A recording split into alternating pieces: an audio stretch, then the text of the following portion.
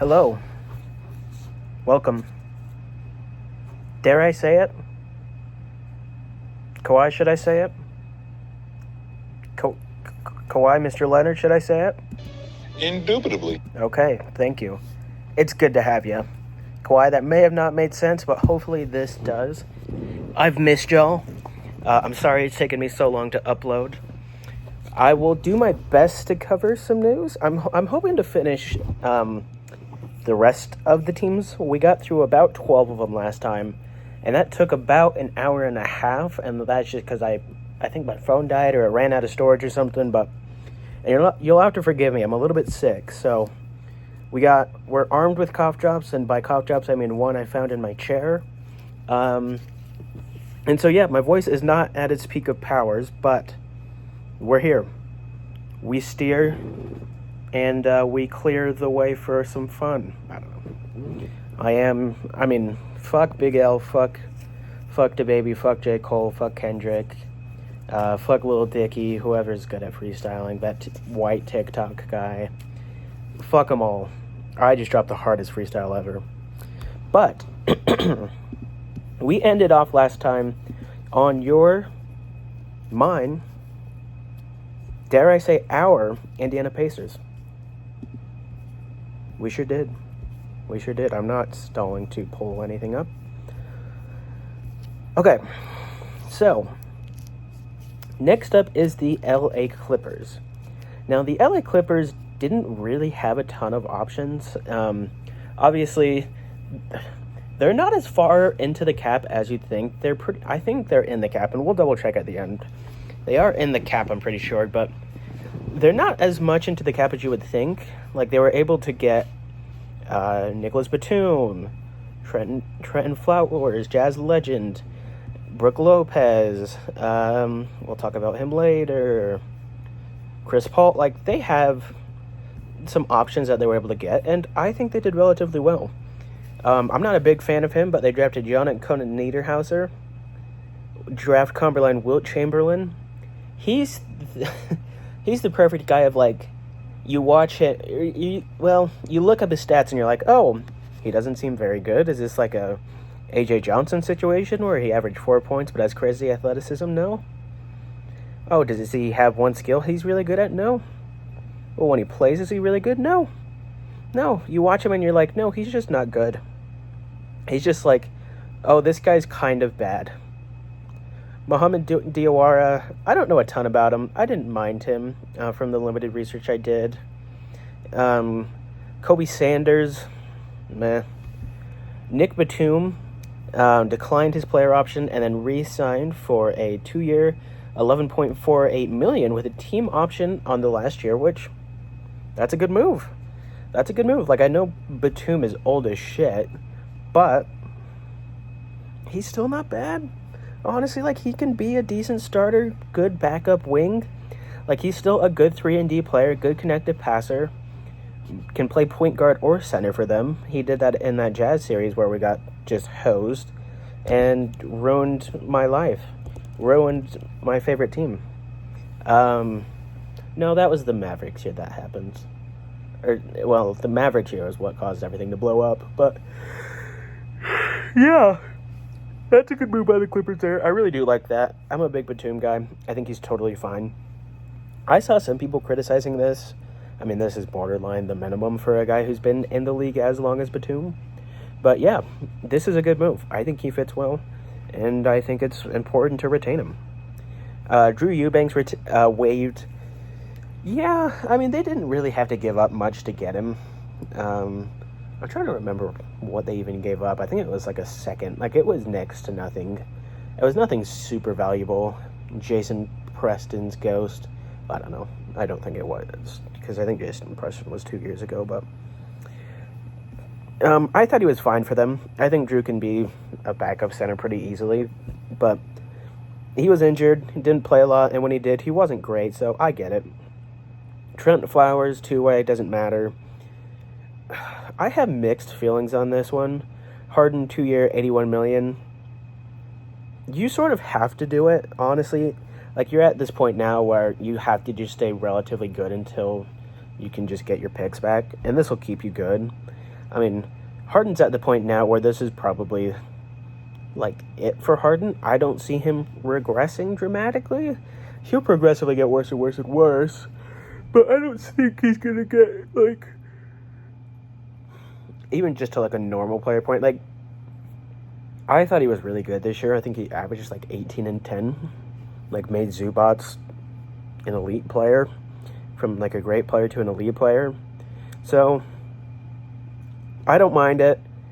I could see it being an issue if Harden gets injured this year or has some long-term injury and he picks up that, humongous player option for the second year. I could see it being an issue, but I don't really take any issue with that, especially because it doesn't kill their cap that much. Nick Batum, 2-year, $11 million. That's what we just mentioned. I don't love this signing. Brook Lopez, 2-year, $18 million contract with the Clippers. Includes 2026, 2027 option. I like the option on it. I also just worry Lopez is a bit of a Giannis version at this point. Like, he's not nearly as good in drop as he once was. He can't switch out at all. He's slow as hell. Doesn't have any defender on this team that's to the level of Giannis. I don't know if he can play drop. Well, I don't know if he can play drop in this system, but I don't know. I'm worried about the fit. Doesn't fit well with Harden. Fits okay with Kawhi. Just huge guy who can set some screens, hit some pop-out threes, but I don't love it. I don't love the fit. This I do love, though, for them, not for us. John Collins, traded to LA, from Utah, part of a 3-team deal. Clippers trade Norm Powell to Miami, and a 2027 second round pick to Utah, and then the Jazz ended up with Kevin Love and Kyle Anderson. Pretty good deal. I think I'm probably a bit higher on Norm Powell than most people, but I get it. I think this gives them an interesting ad. I still think they need some creation. We'll have to see if, somebody can do it. I mean, signing Bill does help. I get signing Bill. Like, that definitely does help. I still think Norman Powell's probably a better fit than Beal. But Bill can slot into that role and give them more of a playmaking ability, which I think they lacked before. So we'll have to see, whether or not shooting or playmaking ends up being more important. Not that Bradley Beal can't shoot, and Bradley Beal's also on a much more reasonable contract. 2 years, $11 million. Player option, somehow got a trade bonus. But yeah, no, I like that. I like that trade for the Clippers. Ty Lue notoriously loves to run small ball. And even though John Collins is not a very switchable guy, which is what Ty likes to do. Whenever he runs small ball, just switch 1 through 5. He can hold his own on 3s and 4s, probably not 2s, but he can hold his own, be a good rebounder, be a good rim protector in the right situation. And I mean, if Kawhi's healthy, that's not going to matter too much. Just, some help side blocks and whatnot. I think he fits next to Zubats. I think he fits next to Lopez, honestly. Like, I love it.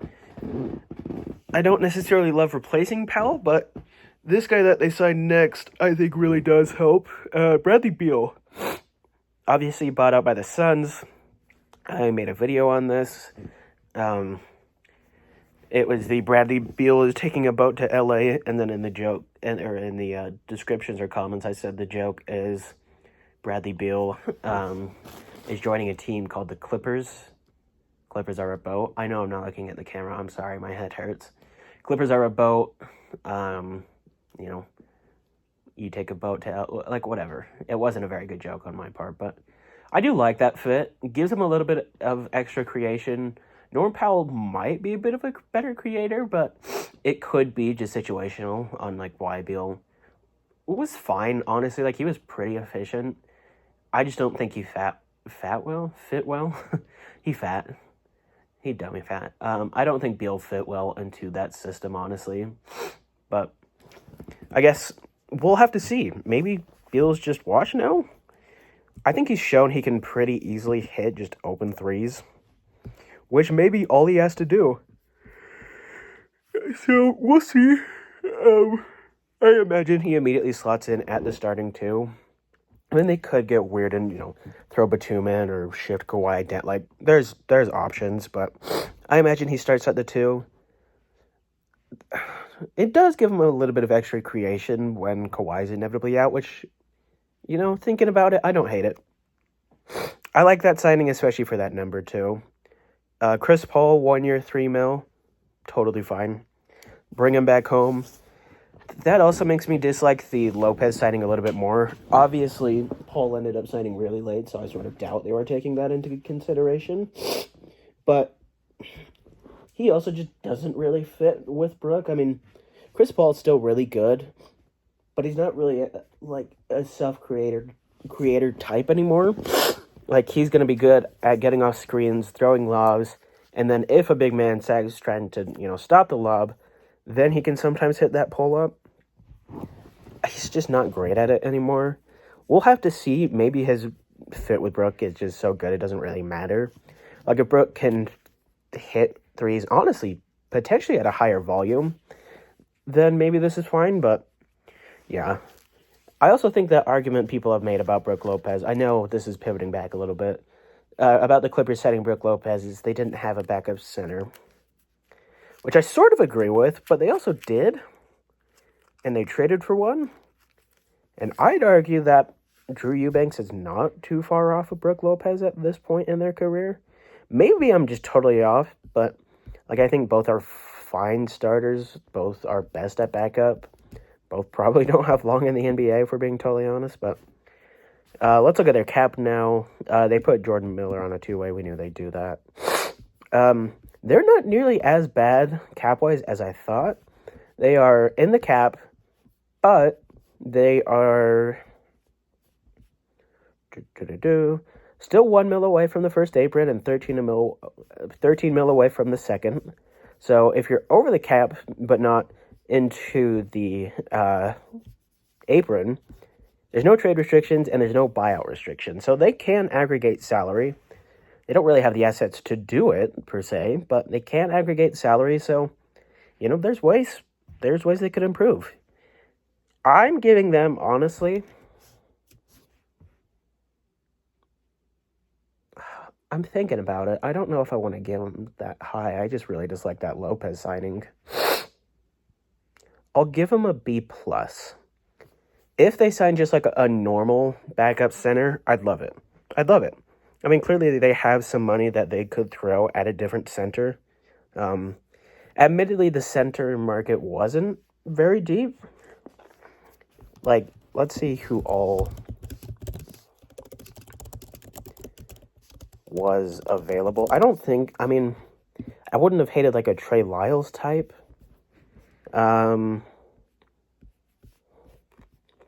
Ayton was always going to go to the Lakers.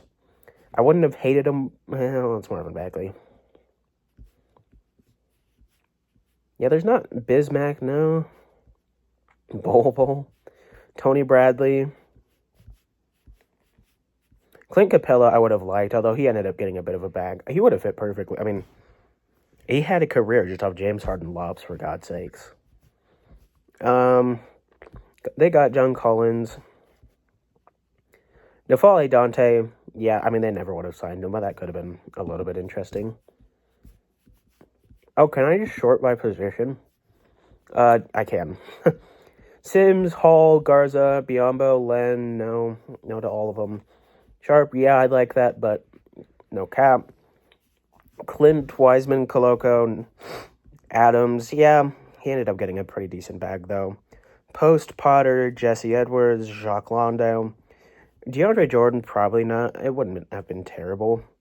Andre Drummond, Huck Porty, Horford, Bassey. I would like Bassey, but he can't stay healthy. Bull, Turner, Cornette, Jones. Hayes, if they could have gotten Hayes, wouldn't have been a bad fit. Reed, Bryant, Bradley. Yeah, no, I'm sorry. I misled you. That is a substantially, much worse free agency class than I had thought.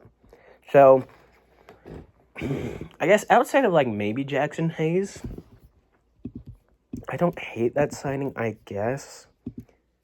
Ideally, you draft somebody outside of Yannick Coden-Naderhauser who you know could start like immediately. Like, let's look at the picks who were taken after Yannick Coden-Naderhauser. Because from what I recall, there were some decent options. Yeah, like Rasheer Fleming want to pick after. Maxime Reynaud. Rocco Zakarski hasn't looked great, but a center. Bogoju. I can't remember what position he plays. Max Scholga. I mean, oh, here we go. Now I can see off of positions. Sorry, I know this might be so boring, but Fleming would have been great. Penda. Oh, he did get traded. Penda would have been great. Johnny Broom. Maxime Reynaud, I would like. Brooks Barnheiser can maybe play some small ball 5. Amari Williams, Rocco Zakarski, Bogoju, Tuhi no, Tonj no. Lachlan Olbrich can maybe play a bit of small ball 5. Okay. So there were some options. Like, I would like Fleming. I would like Penda. I would like Sion James. Admittedly, none of them are centers. I would love a Kalbrenner. I wouldn't hate a Broom, but I don't know. There's just other options out there. I understand if they thought this was the best one. I thought there were more options out there than there were. I thought, what's his face?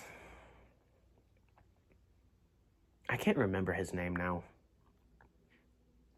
All right, well, fuck me. I'm making a video, so I probably got to keep talking, but I thought somebody else was available that they totally missed, but this is fine, honestly.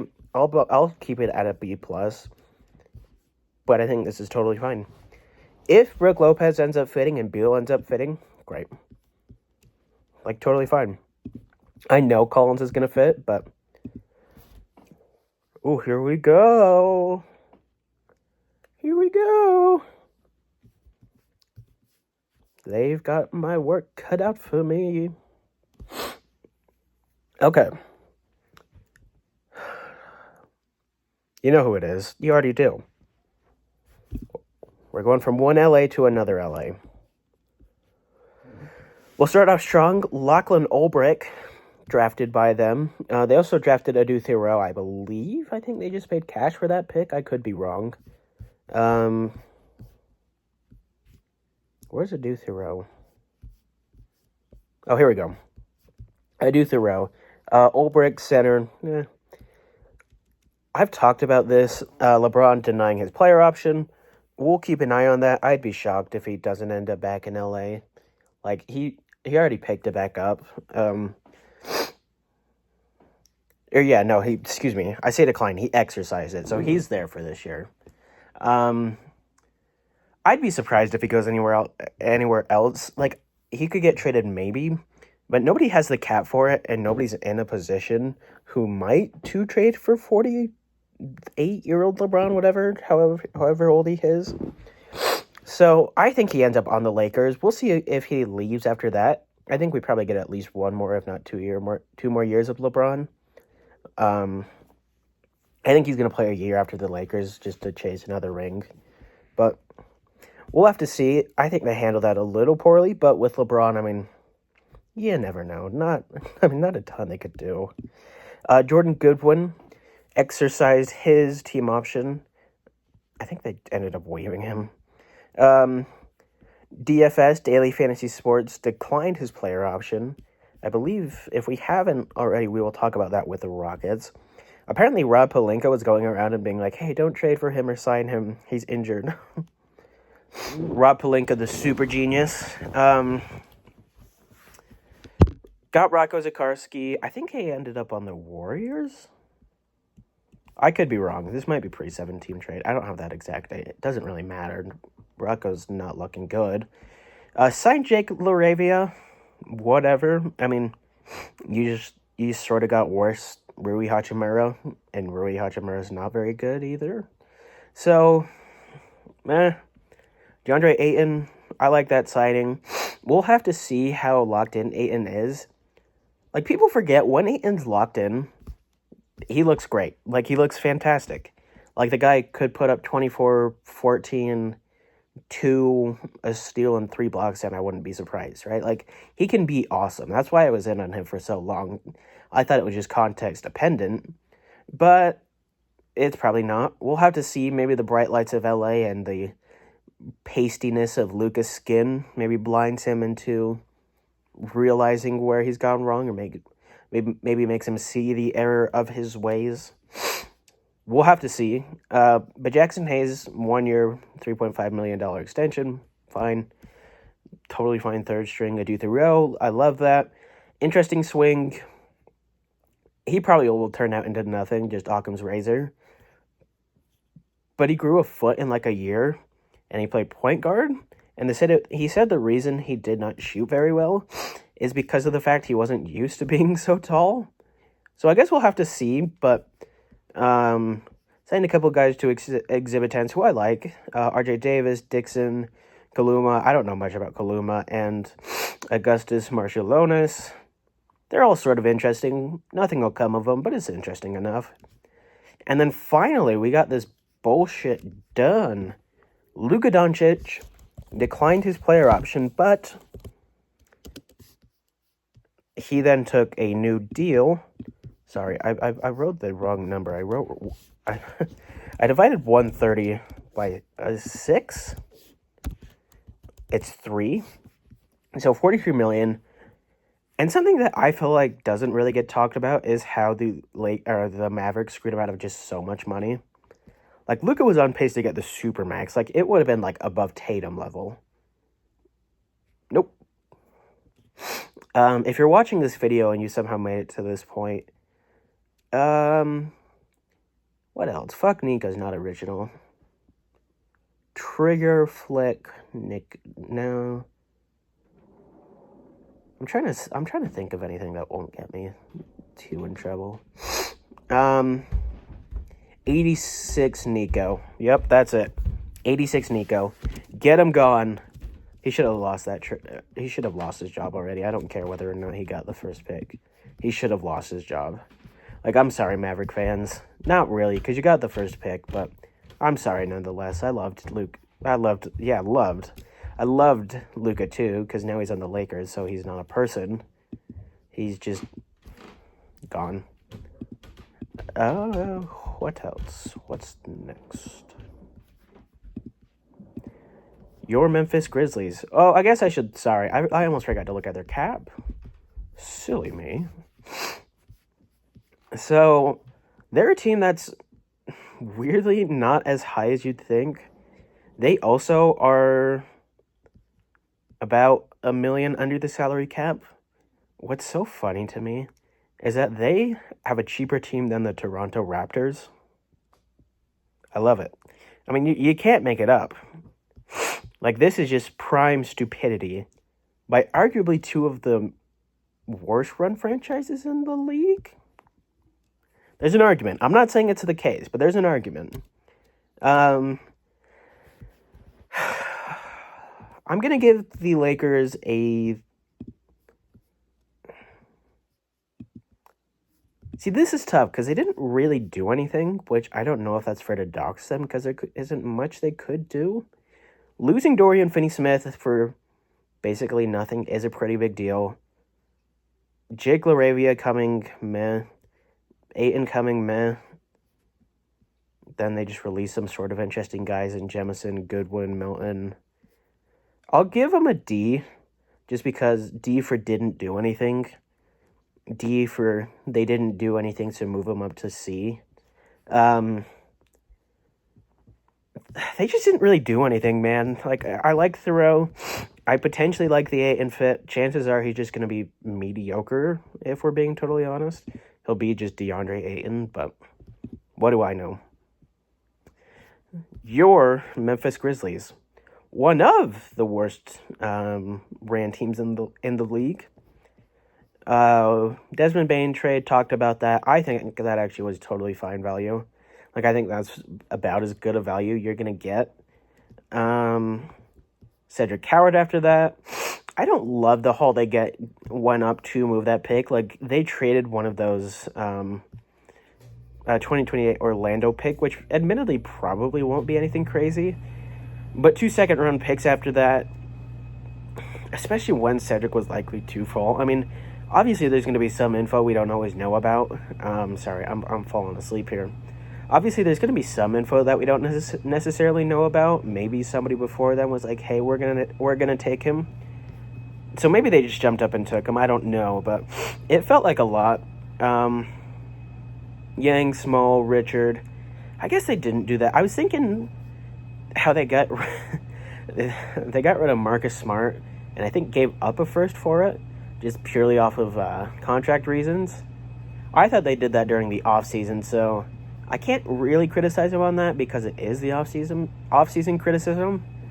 But I don't know. Ty Jerome, 3-year, $28 million. I think this is totally fine. Really? Ty Jerome did?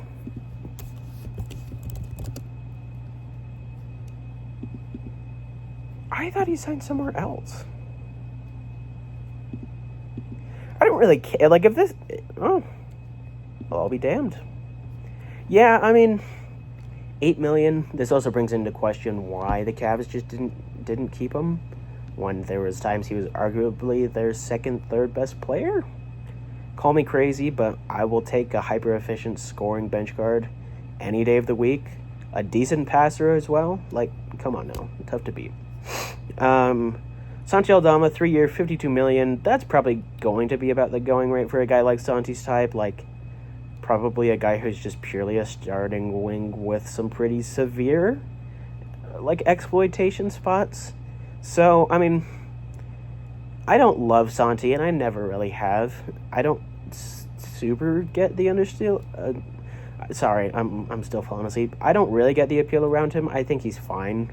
I don't think he's very good. Like, he's just fine. Then they signed a 2-way haul with PJ Hall. Signed Jacques Landale. Needed a center. I think they traded or let Jay Huff, the Magic Dragon, go, which could be interesting. I mean, Jay Huff's like a per 36 darling, even though admittedly there's plenty of aspects of his game that would get cooked in starters minutes. Like, we'll have to see how this works out. They do have a lot of larger players, so maybe, I mean, it would be ideal if he just didn't play at all, but who's to say?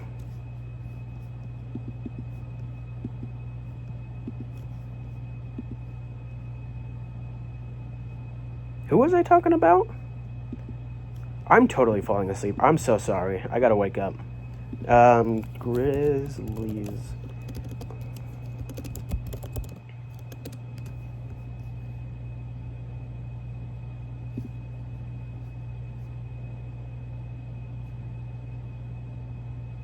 Was I talking about Jacques Landale? Did I say he gets injured a lot and I hope he plays? I don't know. I'll have to go back and watch this part.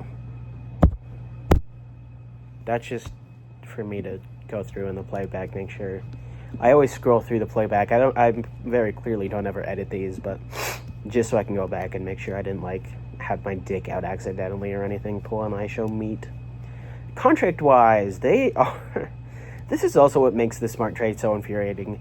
They are $23 million away from the first apron. I believe that's not even into the cap. Under the cap is $139 million. So they are $172 million. So, okay, I mean, they're over the cap. They are, but not terribly. I mean, there's not really any inherent negative aspects of being in the cap. I mean, being in the cap versus under the cap. Obviously, if you're in the cap, I think you probably got to be in a competent space. Well, I don't know if they are next year. Or at least Jaw. I don't know. It's hard for me to give them a grade when they didn't really do anything. And the things the things they did, I just disagree with. I don't know, call me crazy. I just don't love it. I think it's not a great signing to give Santi all that money, but we'll have to see. I'm going to give their offseason a D. I like the Ty Jerome signing, but that's sort of it. But yeah, part 1.